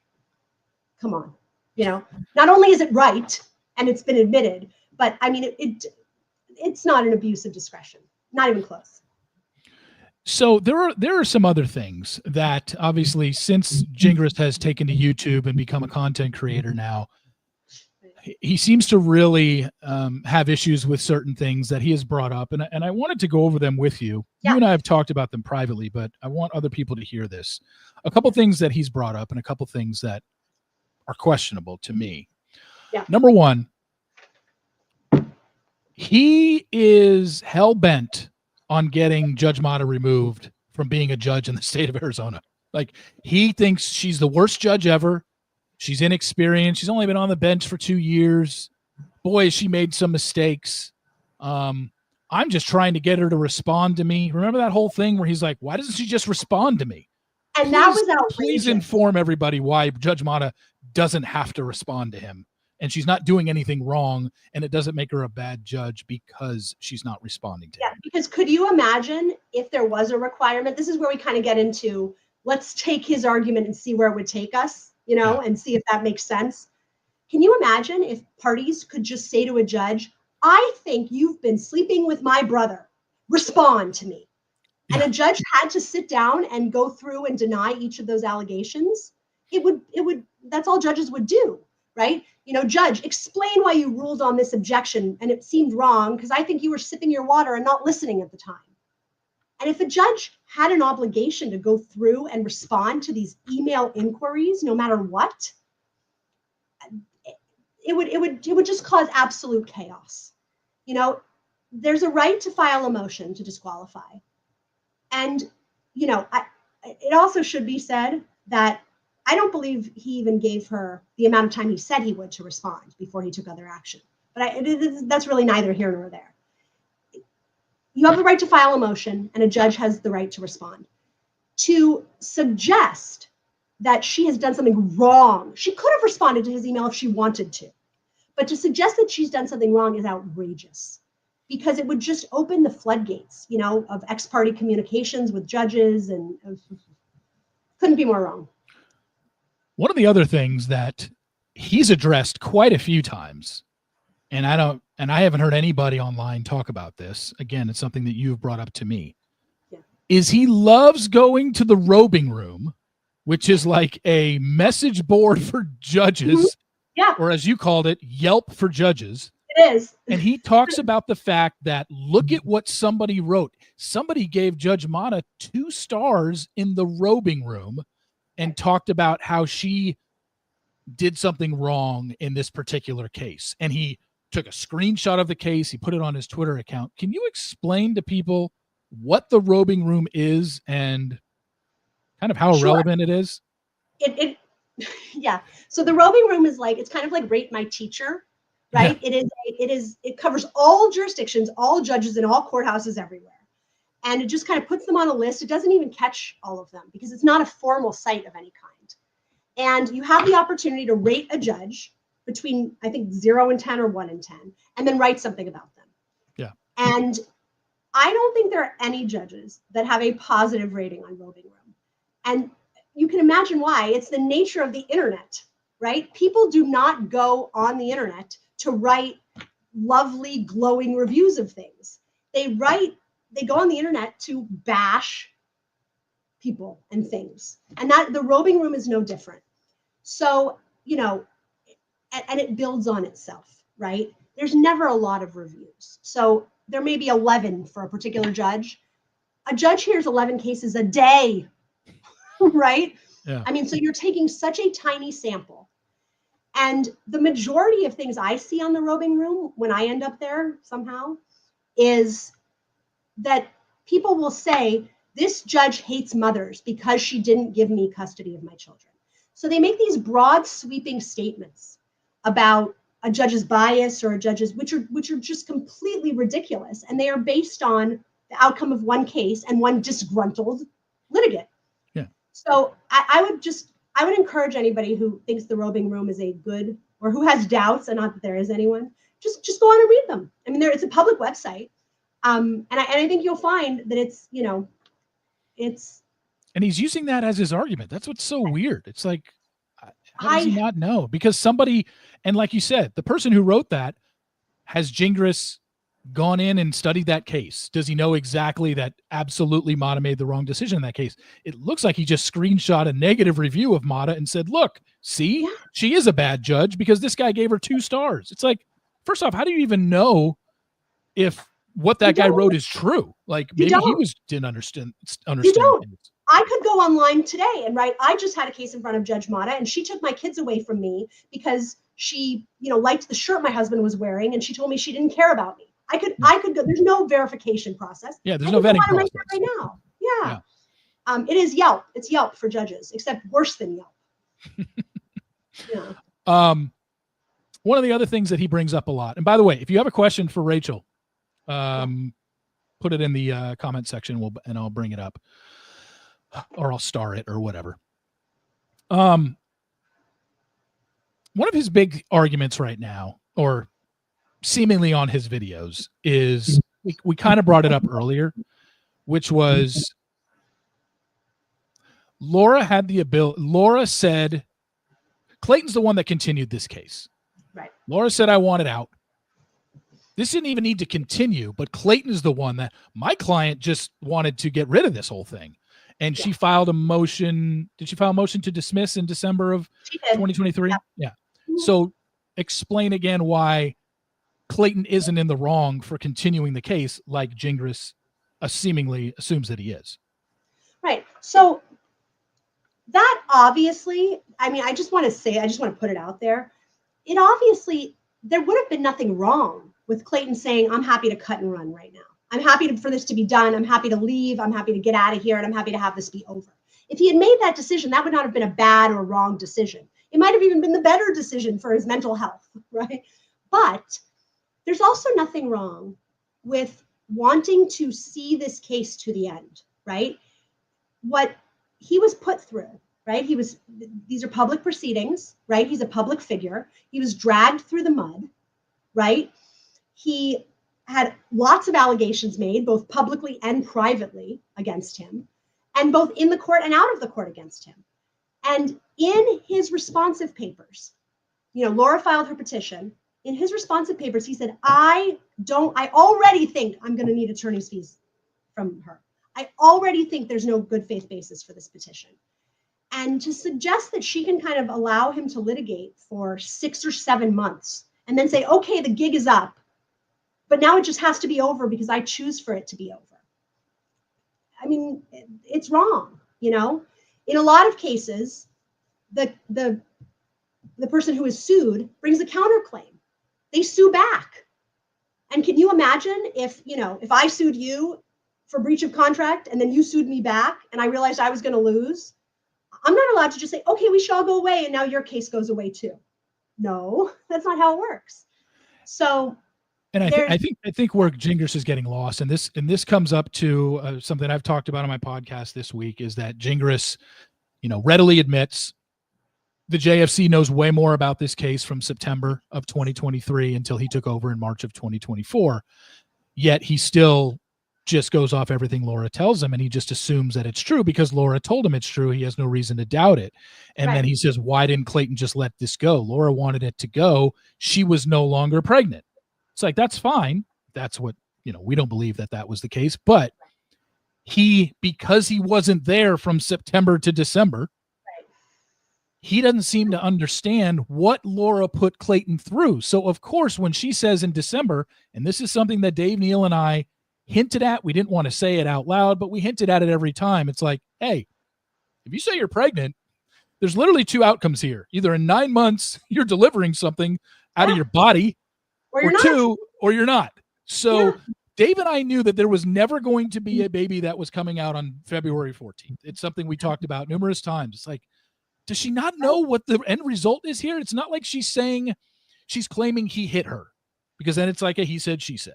She's saying he impregnated me and I'm due. She even gave us a due date, February 14th, 2024. We all knew that she was never going to deliver on February 14th. Right. So when she says in December of 2023, by the way, I've lost the babies, or I am no longer pregnant, we still, I think to this day, have no idea what she claims. She's changed her story so many times. I don't even know if Gingras can say this is when she lost. But if I was able to ask Gingras one question, that would be the one I would ask. Explain to me the timeline of her pregnancy. Yeah, I think that's what we all want, and he will never do it. Yeah, medically, if she were to have a very early miscarriage, that could go unnoticed, or it could be a non-serious medical event. It's a serious emotional event and a serious personal event, but not a significant medical event in the sense that, she might not need a hospitalization or doctor's care. But if she had lost twins at the time that she said she lost them next in October, it's a medical. That is not something where they're just gone. I mean, that's an advanced stage of pregnancy. That's a very late loss for a miscarriage. You need a doctor to remove them. They aren't falling out in the toilet, right? I wouldn't say that. I don't know. I'm not a medical professional, but yes, right? Like, this is not like I'm not really sure if something happened last night because I was bleeding a little bit, and I'm just not sure if that was a thing or not. No. And so that would be the question I would ask him. Tell me the timeline of her pregnancy. And it's funny because when I was talking to Gingras back in December, he had told me, I'm going to do a video on why I believe Laura was pregnant. And then, of course, he never got around to it and said, you know what, it's pointless. And it's just like, actually, it's not pointless, because this is the whole argument from us on this side, from myself, from Dave, from everybody, Megan Fox, the JFC crew. This is what we want to know. What is your timeline of Laura's pregnancy? Because we don't know. You've never laid it out there for us. And he said he was going to. It was the reason I was going to have him on my YouTube channel to do a live like this. And yet he just said, you know what, I'm not interested. I don't want to do it anymore because I don't think it's getting anywhere. And it's just like, okay, but then you can't sit here and say the JFC crew won't get over the fact and wants to live in the past. It's like, we're not living in the past. We just want answers to things we've never gotten answers to. Yeah. I think, I think Gingras really is one of these personalities that enjoys representing the bad guy, and sort of enjoys taking the counter position and playing devil's advocate, and, likes kind of standing up and saying, you all misunderstand it and I'm going to change minds. And I kind of think he might have thought he was going to change minds at first. And he just had no idea what he was getting himself into. And I think there's been a little bit of change in the tenor of what he's been posting and such things like that. I mean, he's now saying, like, if I even have a law license. And I think he's saying that tongue in cheek, but also not tongue in cheek. Right. I mean, I think he realizes this is a little bit bad. Yeah. I mean, he's done some stuff that really, I think I don't think he's going to get disbarred, because I think the threshold for disbarment when you're not a previously disciplined lawyer is very high. But a lot of the things he's done would absolutely get him some type of reprimand in California. What was interesting is when he had Laura on his YouTube channel on Saturday, the Justice for Clayton Twitter account took some clips from it, broke some of the things down, which showed the inconsistencies. And it also showed that, wow, Gingras really is unaware of some of the things that Laura said. And that the big one was on October 16th of 2023, she had filed a motion to talk. What's it called? She wanted to talk to Clayton. It's like, she requested mediation. It was filed on October 18th of 2023. And during that mediation, he says it in the video, Laura wanted to tell Clayton the pregnancy was no longer. Right? Yep. 2 weeks later on the pretrial hearing, she shows up with a giant baby bump and wanted the judge to see. She asked the judge, can I stand up to show Clayton that I'm pregnant? Right. And in her motion for mediation, or her, whatever request for mediation, she said he won't even acknowledge that these twins are real. It wasn't like, I need to speak to him about the important things going on in this case. It was, he's challenging, like, what a horrible human, and this goes back to why Clayton wanted to pursue the case. His reputation, it was at stake, and he wanted to be vindicated, and you see this a lot in civil cases. I know we're going to talk about Blake Lively and Justin Baldoni another day, but, at some point, it is perfectly appropriate for a litigant to say, you know what, I need an answer. I need an answer at the end of the day, vindicating me, right? Now, we encourage people in a lot of circumstances not to do that, right? To just kind of move on. But there's nothing wrong with that. There's nothing wrong with saying, you know what, we've gotten so far. This has so damaged my reputation. I need the vindication of seeing this through. And in this case, it really was important, because I think if the case had just kind of whittled away in December, this would be a very different situation for him than it is going through that whole trial, the public seeing Mata's ruling. And I mean, the sort of ethos on this case publicly, everybody's on his side, everybody. And I'm not so sure, I wasn't around back then, but I'm not so sure that was the case in like September, right? No. Yeah, I can imagine some people really believed him, but some people were also probably sympathetic to her. And if this had just kind of disappeared in December, this would have just died down. And I'm not sure Clayton would ever have really vindicated himself the way that he has now, because I don't know anybody who really doesn't believe that he was the victim of a huge fraud. Well, I also think that there is something that at some point during that time, maybe it was November or December, where he has filed something of like, hey, I will end this thing, but yes, I want you to admit, put it in writing, I was never pregnant. Right. She wasn't willing to do that. So that's why he continued. So for Gingras to say, Clayton could have ended this, she tells him there's no babies. It's like, yeah, Gingras, she said there's no babies in December of 2023.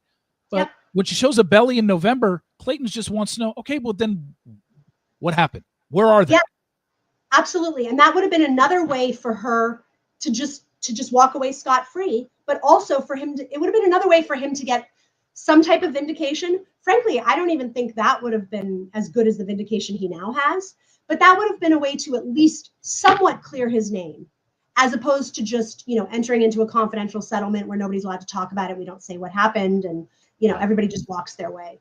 And, it also, I think once everything started to come out of the woodwork about, all these other people, I think there may have been an element of Clayton that wanted to kind of, move forward so that this doesn't happen again. And if it kind of lost steam in December, who knows? We might have, her fourth or fifth case going on now. Yeah. And, by making it, I would love to say she's not going to do this again, but who knows? Right? Yeah. I can't, I don't know. I can't put anything past her. I have no idea. But the fact that he has a judgment in his favor, I think obviously is huge. What about something about this case being published? Gingras thinks that this case he thinks it should set a precedent. It will be published. Do you see it going that route? Anything in this case being published? No, I don't. I don't think it's a significant, Gingras in his own mind is very significant, but legally speaking, this is not a particularly significant case, jurisprudentially, as opposed to like in the public. It is possible it could get published. If the court ends up engaging in a lengthy discussion of some of these issues, like, of course you can sanction someone under Rule 26 after they've filed a motion to dismiss, because apparently there's no published decisions on that. And so that would be a really nice kind of hole in the law where the appellate court could theoretically take the opportunity to say, we just want to make this clear, because apparently no published case has ever made it clear that, of course you can still get sanctions after such and such. But other than that, no, I would expect, frankly, for this just to be the court did not err, the court did not err. We uphold the trial court's decision. Now, what is your overall impression of the fact that over the last 3 months, David Gingras has just decided to start up a YouTube channel, and what he is saying on there, bringing Laura on sometimes, Laura possibly starting a podcast. We've gotten a 3.5-minute teaser of a podcast that hasn't released an episode yet. I don't know if someone got to her and said, maybe you should rethink this because you're under criminal investigation by the state prosecutors of Arizona. But again, Gingras's videos, Laura doing a podcast. What do you think? No, I'm surprised it's taken him this long to do this. This guy wants to be a star. There's no doubt. This guy wants to be a star. And I think he chose the wrong method. I think he chose the wrong case to kind of like set his ship sailing. Because there's so many people out there who, as a matter of principle, are going to try to make sure he is never a star, right? It's not just that like he's not picking up a big following, but he has a whole universe of people who are so horrified that, about what he did and about what Laura did and his backing Laura, that they're not going to, people are going to be all over him. And they say, no, any press is good press, but I don't know. I think this is, he wants to be famous. I think, I know that's kind of silly, but. Let me bring this question up. Does your opinion change being that Gingras did have his license suspended? Oh, did he? Yeah. Oh, yes, it does. Absolutely. In terms of the likelihood of disbarment, I still think probably he would not be disbarred. In California, the disbarrable offenses are really stealing money from clients and really prejudicing clients, like by disappearing for 3 or 4 months, as opposed to things like publishing something that's not nice online. But any lawyer that's had discipline before, it's going to make them take it more seriously. I still don't think this is the type of stuff that would get him disbarred. I think this is the type of stuff that would get him a reprimand. One of the other questions. Oh, this was somebody brought up. I guess this is about Mata. 5.9 out of 10 and 28 reviews. She's one of the highest rated on the site. That would make her one of the highest rated judges. Unless they're talking about you. Maybe someone looked up you. I don't know if they're talking about you. No, I don't think I'm on roving room because I'm not a sitting judge in a superior court. Yeah, okay. Right? I mean, I don't think they have hot bench as one of the jurisdictions on there, but 5.9 is like one of the highest rated judges. And I'm going to guess that the part of the reason that a new judge has 28 reviews and a 5.9 rating is that JFC people have gone on and given her positive ratings. Yeah. I really do, which I'm not saying they shouldn't, you know, I mean, it's just, it shows you what the roving room is. I absolutely believe that there are people who are following this, who are saying, I love Judge Mata because she's doing the right thing, you know, in this case. And you're allowed to do that. There's no filter. So that would be my guess. Although now I'm actually a little curious. Yeah. Yeah. Go on. Yeah, I'm going to look. Because I don't think I've seen a judge with a new judge with 29 reviews ever. I'm guessing. Yeah. I bet it's after, it's probably all happened. A lot of them probably came after Gingras took that screenshot of the guy who gave Mata a 2 and said that about the case. And then fans of Mata who watched the trial either online or were there probably went in and said she did a great job on this case. And by the way, this is the roving room. This is the Yelp, right? I mean, there's nothing wrong. As long as you don't misrepresent your relationship with her, there's nothing wrong with saying, you know, I watched her preside over a trial and I thought she was very fair and even-handed. That has as much entitlement as long as you're honest that you were not a participant in the trial. There's no reason that it's not appropriate to post that, just like all these other people are posting things. And I can already see a couple that are obviously people that are following this case. Because they talk about David Gingras and Laura. Oh. Yeah, in the comments. Here's a question. Is it considered stealing from clients to encourage further litigation that isn't winnable? No, it's not considered stealing. If your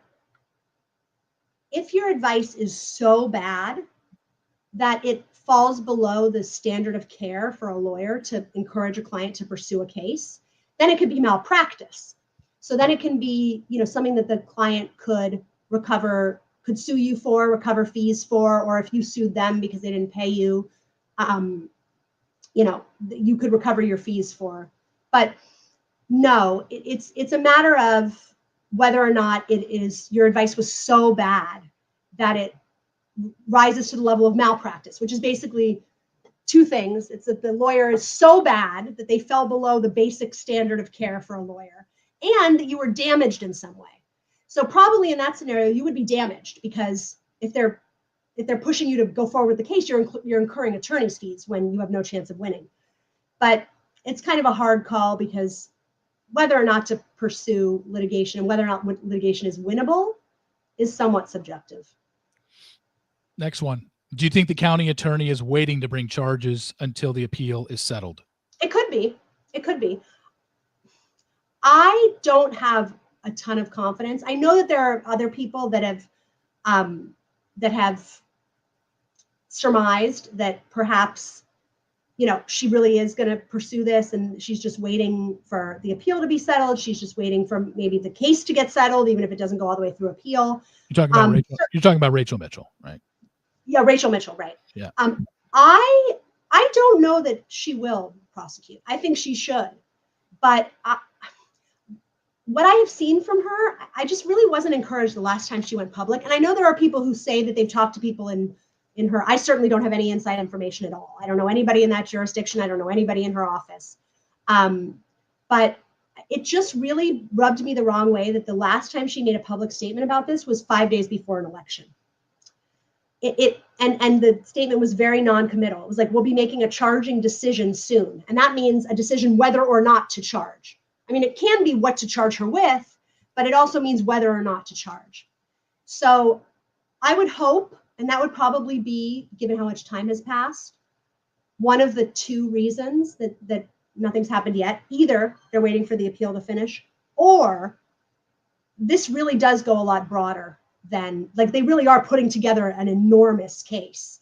And that takes a lot of time to investigate and track down. But I don't know. We'll see.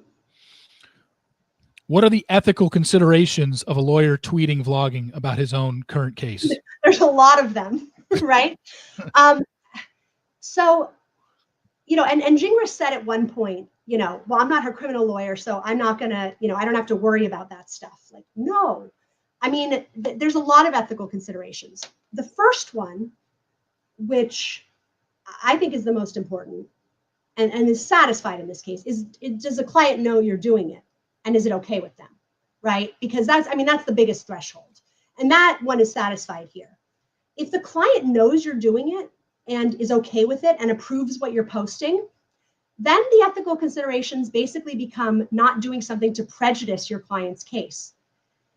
But whether or not blogging publicly about a case is going to prejudice you in an appeal, that's a decision that I feel like is kind of a decision made jointly between a lawyer and a client. There's no definitive legal answer or superior legal knowledge that a lawyer has about that. So I would have a hard time seeing him get in any trouble for publicly tweeting, doing vlogs or anything about his case. I think he could get in a lot of trouble if it ends up that Laura was not approving all of his videos, approving everything that he put up. But my guess is she probably is. And then every time he talks about another case, I also kind of wonder. I think on at least one occasion he said, I have the client's permission to discuss this. So you take him at his word. But I think if he's discussing cases where he doesn't have the client's permission, then you get into all sorts of issues with, are you disclosing privileged information? Are you prejudicing your client in any way? It becomes kind of a morass. Usually we don't like to do that. We just don't like, and you've noticed Woodnick has not gone public in any way. And my guess, it's never has had anything public. No, and my guess is, I don't know, but my guess is that that's a deliberate choice. It's the same choice I would make, that there's nothing to be gained by going toe-to-toe in the media with Gingras or trying to respond to his attacks on Woodnick.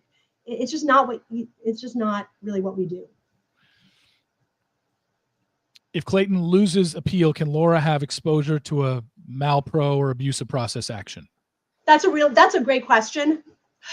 The answer is I don't know in the state of Arizona. Can she have exposure? Sure. But in California, those type of cases are very hard to make out. And I just don't know what the standard is in Arizona. So I don't know if it would be a good case or not. Could she have exposure? Okay, hold on. That said, if he loses the appeal. Yeah, if Clayton loses the appeal, then no, there's no exposure, right? Because at least for the time being, and again, it depends on how the appeal is lost, right? Most likely, I think in this case, what would probably happen is because of there are a lot of technical legal issues, the court might just actually say, Rule 26 was not followed. It should have been followed. That was the basis for sanctions, and it's reversed, and we don't need to do anything else. It's over. Then no, because you have a positive outcome for Clayton. So, you're not really at any risk for that. If the case is reversed in such a way that it has to be retried, which there aren't a lot of bases for here, but there are a couple, then it would depend on the outcome upon retrial, if that makes sense. But once you get into winning an appeal and having it retried, you're really kind of out of the zone of something that is so egregious that it could be the basis for a malicious prosecution suit. Gingras says he's working this case pro bono. Do you believe him when he says that? Yeah, I do. Because I think he loves the attention. I do. And I think that he's doing the appeal pro bono. I'm not sure if he did the case pro bono, but he said he's doing the appeal pro bono. Yeah. And we can tell for sure he's not charging her for all the hours he spends on his own blogs and on his own videos. Clearly that would not be appropriate unless she was hiring him to do that. And I don't think that's what's happening.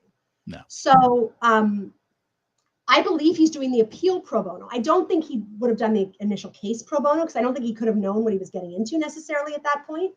But once he saw how much attention this garnered, I do think it is very, very likely that he's doing the appeal pro bono because he loves the attention.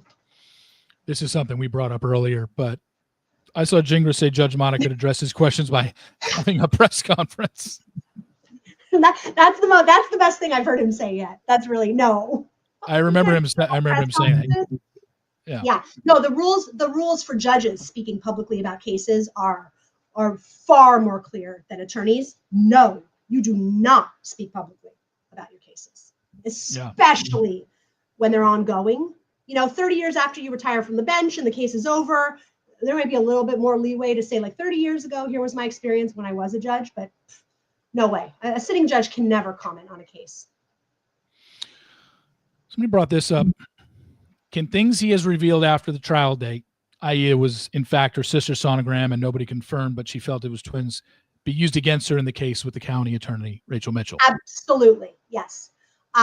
They cannot, obviously, and I think this was kind of the assumption for the question, they can't most likely be used in the appeal, right? Because starting to introduce new facts that were not part of the record is really usually a no-no on an appeal. But the county attorney can go and do her own investigation and find that Laura, find all sorts of stuff that, she could find forensic proof that Laura manipulated these images. She could find, all sorts of things that nobody has uncovered yet. And those can all be part of the county attorney case, because the county attorney's case, presumably, I think, would be for fraud. I mean, I think it would be not just perjury. I think it would be some type of massive fraud, I mean, as we kind of wrap this up, thanks for the questions, everybody. I really appreciate it. Yes, good question. As we kind of wrap this up, I think it's pretty clear where you stand and where you think this ruling is headed. What's amazing to me is, like I said, Gingras will watch this, or he'll watch parts of it, or whatever. And I don't think his reaction to this video is going to be, damn, she got me. Everything she said was right. I'm going to lose. Like, obviously he's going to retort with something, probably along the line. Like, what do you think his retort to everything that you presented today would be? She doesn't know Arizona law. Is he going to go that route again? Yeah, I think she doesn't know Arizona law. She didn't read all the cases. She admitted she didn't read every one, which is dumb. I mean, I think he showed in his first video, he doesn't want to call me an idiot, which, I mean, I appreciate that. Well, you're not. I don't think I am, but the fact that I have degrees doesn't mean I couldn't be an idiot, but he's already made clear he's not going to go there. And I think it'll be, she doesn't know Arizona law. She's never practiced in Arizona. She doesn't know everything about this case. And no, the thing is, neither does he, because he doesn't know anything from September of 2023 to March of 2024. Which is just really astonishing to me, because I meant, I heard to cut you off there, but I wanted to ask you that. Yeah. He takes over the case in March of beginning of April, end of March 2024. And as we know, this started in September when she went to the Sun. Right. And obviously the things that were found out, we find out about Mike Maricini. We find out about a Greg Gillespie. Yeah. We find out about an HCG level that Dave uncovers, a Fiverr logo, all this stuff that Dave uncovered, the JFC uncovered. And to him, he just cares about what's happened from March on, which is like, okay, fine. But then you can't say about what happened earlier. My question is, should he have known? Should he have gone back and looked at every single thing from September to March before he took the case to have a better understanding? Or is it not his job to know everything? Because I just need to know what to do going forward. Yeah, no, that's a really good question. He should. I do not think it is necessarily true that he needed to go back and research all of that in order to effectively represent her in the case. I am a little concerned about some of the things he says he doesn't know about, because they came up at the trial, certain things where he's not really sure if she fabricated this or something that happened at this time, So there may have been certain things, I just kind of can't recall them off the top of my head, where a gap in knowledge would have actually been a problem at trial. But I'm not really sure for this appeal it is necessary for him to be up to date on every single one of those issues, because that's really not the basis of most of his arguments. He really has a technical, procedural argument. And I always say technical. Technical is not bad, right? Technical is just technical. And what I think is irresponsible is the commenting so negatively and attacking people publicly for calling her a liar when he just doesn't even know if she lied or not, because he hasn't even bothered to check it out, right? Yeah. He just takes her word for it. She's not lying. She told me she wasn't. Right, exactly. And I think she's a nice lady, and I think she was probably pregnant. So that's what I find much more irresponsible as a lawyer and as a human, to be, and not just to talk about the case publicly, because all right, whatever, do that, but to be attacking people in the media, to be attacking JFC, to be attacking, Woodnick, to be attacking Clayton.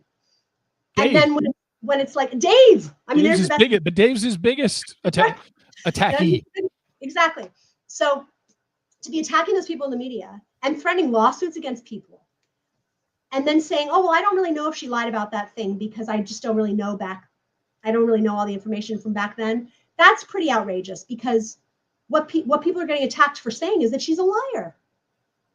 And I mean, I would feel confident saying she's a liar and not scared of defamation because we have proof that she lied, So, well, if you were to take over the case in March, if you were Gingras, what would your procedure have been going forward? Would you have wanted to get yourself well-versed in everything that happened before you took over? Of course. Yeah. I don't know how much I would have known at the time to go down the rabbit hole of social media and stuff on the case, but certainly I would have gone through the whole trial record, up to date, because he knew that that's what the sanctions trial was going to be on. It was going to be on the litigation conduct for the entire trial. So to say oh, well, I didn't need to know what happened back then. No, you're having a trial about what happened back then. That's really what this trial is about. So I would have, I wouldn't have taken this, but, there's nothing wrong with him taking. People who lie deserve representation too. So I don't want to bash a lawyer for taking on a client that has lied. You can't do that. But it's how he's put himself out there that is so bad, I think. Can the appellate court expand the sanctions or impose new ones? So the appellate court has the ability to award fees on appeal to either party. But the appellate court cannot sort of add new sanctions or say, I'm going to add an additional sanction for what happened at the trial court, because that's not an issue on appeal. But the appellate court does have the ability to award fees, the appellate fees, to one side or the other. And both parties address that very briefly in their papers. I kind of blew by that stuff because, that's going to be a quirk of Arizona law. What is the standard for fees on appeal? It's not really all that interesting. So I guess the answer is no, they can't add more sanctions, but there could be more fees awarded to one side or the other. How is Rule 26 even an issue when Clayton withdrew the Rule 26 motion? I mean, that's what Woodnick is saying. So the reason it's an issue and that it can be an issue, even though he withdrew the motion, is because a judge has the ability to what's called sua sponte, which is a judge on their own, sua sponte, bring a Rule 26, I don't know what the word is, right? To sort of initiate Rule 26 sanctions on their own without a party ever bringing a motion asking for the sanctions. A judge can say, I think what you're doing is so outrageous. I want you to tell me why you shouldn't be subject to Rule 26 sanctions. And so that's kind of what's at issue here is I think everybody agrees that if there were Rule 26 sanctions, it would have been on Judge Mata's sua sponte effort, not on the withdrawn motion, because that motion, you're absolutely right. That was withdrawn. That's done. What are, if any, legal ramifications that can be brought on Laura for manipulating, doctoring both financial and medical documents? She impersonated doctors and lawyers in the past. Yeah. I mean, it's criminal. It is. So that would be something for Rachel. That would be something if Rachel Mitchell charges her, that would be in her charge. Absolutely. Yes. We altering have found documents. she did this. Yeah. I mean, these are not murder charges, but those are all high level misdemeanors, doctoring financial records for presentation to a court.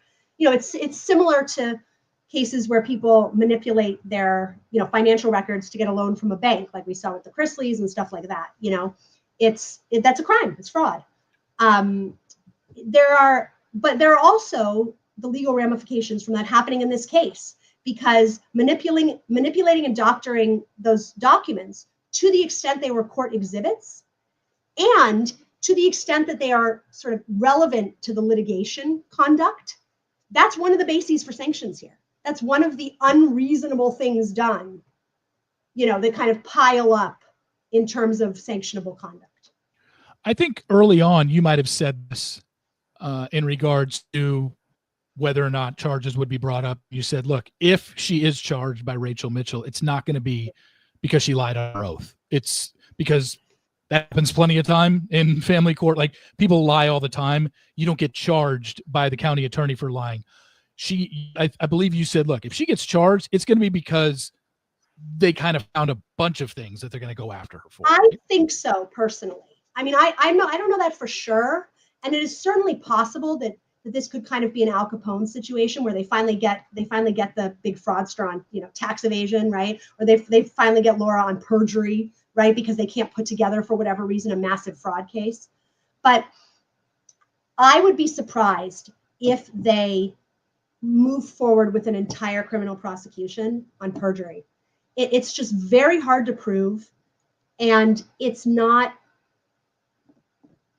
type of thing that would result in a lot of selective prosecution, I think, is probably one of the best ways to say it, because I think there's a lot of perjury, big perjury and small perjury, that goes on, right? Yeah. And it just isn't really done. I'd be surprised. It's not impossible, but I would be surprised if she took all this time to put together a case and the only charges were perjury and maybe like doctoring, evidence. That would surprise me. It's possible. How often do fees for appeals get awarded? Do you think it is likely in this case? The answer is I don't know. In Arizona, I probably should have read that, all the appellate briefing on that. In California, it's not common, but it's more common in family law, because all the family law statutes that apply to the trial court can apply to appeal. So I don't know that. I mean, Gingras seems to think he's going to get his appeal. He thinks he's going to win, which is ridiculous, but he also thinks he's going to get all his fees paid. And that would really surprise me. I don't know the standard under Arizona law. If there's a prevailing party fee, then if there's prevailing party fees, whoever wins gets their fees paid automatically. Then certainly whoever wins is going to stand a good chance of getting their fees paid. But absent that, I'd be really surprised. Well, that was the last thing I was going to ask you was, looking over everything now, seeing his appeal, seeing Woodnick's response. Yeah. Do you think his argument was good enough to where you think the 3 appellate judges are going to say, yeah, we're reversing this? And remember, if it is reversed, it's not because the appellate judges have said, hey, she was pregnant. This is all we're throwing out. This is all based on essentially a technicality. Is right. The chance that this would turn on the appellate judges saying, I find Judge Mata's conclusion that she was not credibly pregnant to be an abuse of discretion, I'm reversing on that basis, I think is virtually zero. I think it's just not going to happen. So if they do win, it is going to be it's going to be because they find that somehow the fees, I think it would be because they've determined the fees were awarded under Rule 26, and the Rule 26 safe harbor was not complied with. To me, the only issue that looks like it has any chance to survive is if if Gingras is able to persuade the court that these fees were awarded under Rule 26. And I don't see the basis for that conclusion, but that's the only pathway to victory I see. I think these other pathways, the structural error is ridiculous.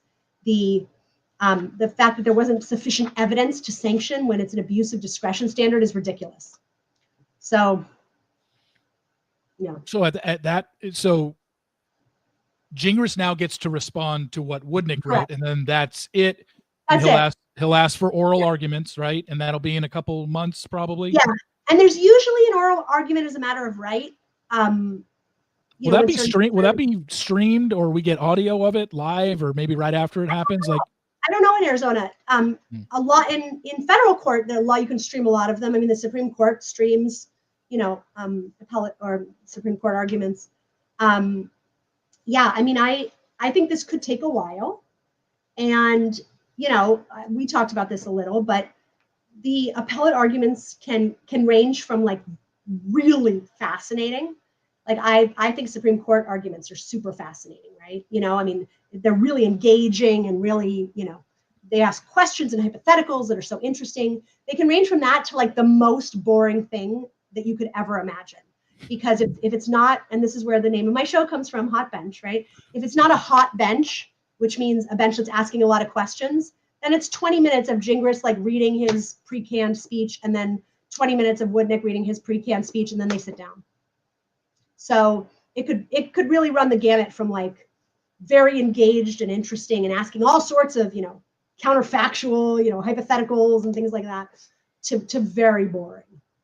So what would some of the appellate judges be asking during the oral arguments if they were to pepper Gingras with questions, or Woodnick? Like, what would they be after? What are they looking for? So I would be asking, because we know that there is no definitive law on the issue of this kind of overlap with Rule 26 sanctions and other type of sanctions, they'll be basically saying to him, they'll be basically putting Woodnick's argument to him, right? And saying, think about this. If we take your position to the logical conclusion, right? If we assume you're right, and that once Rule 26 motion has been filed, all fees or all sanctions require a safe harbor. That would mean, and then there would probably be a, for instance, in a case where someone did X, Y, and Z, they couldn't be sanctioned, right? Where someone, beats up the judge after the Rule 26 motion is withdrawn, they couldn't be sanctioned. How is that? How can you possibly defend that being an appropriate outcome? It's kind of things like that, and similarly, the appellate courts will usually put it to both sides. They'll probably say similar things, to Woodnick. Isn't it unfair if you file a Rule 26 motion and you don't give notice to then just file the same motion under a different statute to save yourself? Isn't that kind of unfair? Doesn't that kind of make Rule 26's safe harbor irrelevant? So they ask those kind of questions, right? And and then sometimes they'll ask them questions about the cases and stuff, but it's typically a time to kind of go outside the brief and to kind of draw out the arguments and see what's right. So you're under the impression that he's probably not going to win this appeal, but after the oral arguments happen, say they happen in a couple months, we're going to get a decision before the end of 2025, right? I would think so, yes. Because this is not a particularly complex appeal, and the record is not particularly huge compared to a lot of cases. You imagine a lot of the huge cases that get appealed, like Harvey Weinstein. Like, think about the years of that case, and a however many month trial, The record is comparatively small here. I would imagine we would get a decision by the end of the year. And again, I think there's a good chance the decision might just be like judgment upheld. That was something I asked you, and I guess explain it. And I promise we'll end with this. Yeah. When the appellate judges rule on this, is this going to be a Mata 19-page, this is what we think, or is it just like, yeah, we're upholding the decision by Judge Mata, move on? Like, is it going to be something simple, or it's obviously hard to predict, but it's very hard to predict. A lot of times appeals in cases like this, when they're not, if this were a case where there wasn't a bunch of attention on the case, there would be a very good chance that if it was upheld, it would just be, it wouldn't say nothing, but it would be very short, right? The trial court did not err. The trial court did not do this. The trial court properly awarded sanctions under this statute. Therefore, we uphold. If it's going to reverse, or if the appellate court is going to reverse, or if the appellate court really finds these issues like engaging and wants to create a published opinion, then you're going to see the type of cases that are cited in these briefs where they go through the whole thing. Here's the history of the case. Here's the relevant law. Here's our analysis, blah, blah, blah, blah, blah. So it's hard to know. Yeah. And I think if they do uphold it, they wouldn't have a long explanation, right? they could, but you don't think they would? They could. It's less likely, right? The reason to uphold it would be to basically say, we're going to uphold it, and we are going to explain that it is totally appropriate to award sanctions under a different statute, even after a Rule 26 motion has been withdrawn. But the chance of that is less likely, I think. Okay. And if it is upheld, Gingras has mentioned possibly going to the Supreme Court with this. For the Supreme Court to look at the case after he's already lost in the trial on June 10th and then lose the appeal. He says it's not necessarily over. Yeah. Because he has a problem taking the L and things. What do you think the chances of that happening are? I mean, this is also dependent on what type of, most Supreme Courts do not have, or most highest courts, because, they're not always called the Supreme Court. Go to New York, the lower courts are the Supreme Courts, and it gets all complicated. Most highest courts in a state, in jurisdiction, you don't have an automatic right to have your case heard by them. You can, theoretically have them decide certain issues and, kick it back down, but there's no automatic right to have them fully take up your entire case, right? Because otherwise everybody who lost an appeal would go to the Supreme Court. But I don't know what the standard of review is to get your case up to the Supreme Court of Arizona. If it's an appeal as a matter of right, it looks like there may be, so it looks like they might have they have a right to obviously ask the Supreme Court to review the decision.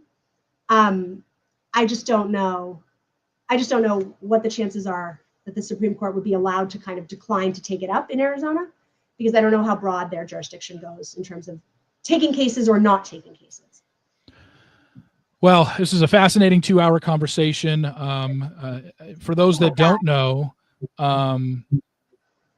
you have agreed to come to the Fan Appreciation Party this year. That's right, I have. I will be there. It looks like, and you've looked. I believe you looked at your schedule to make sure that you're not filming. I did. And in fact, they just changed the schedule, and I said, "Oh no," and it's still fine. Okay, still fine. So you're going to be there. I'm telling you right now. I mean, there's a lot of people coming to the party that I think were in the chat tonight, and you are going to, probably have to talk about this case more. By the way, it's such a cool thing that you do that. I think it's really neat. I didn't know that was something you did, and that's really cool. It's a wonderful thing to do for your fans and for the people that love you. I think it's awesome. Yeah, no, it really started out because it started on my 40th.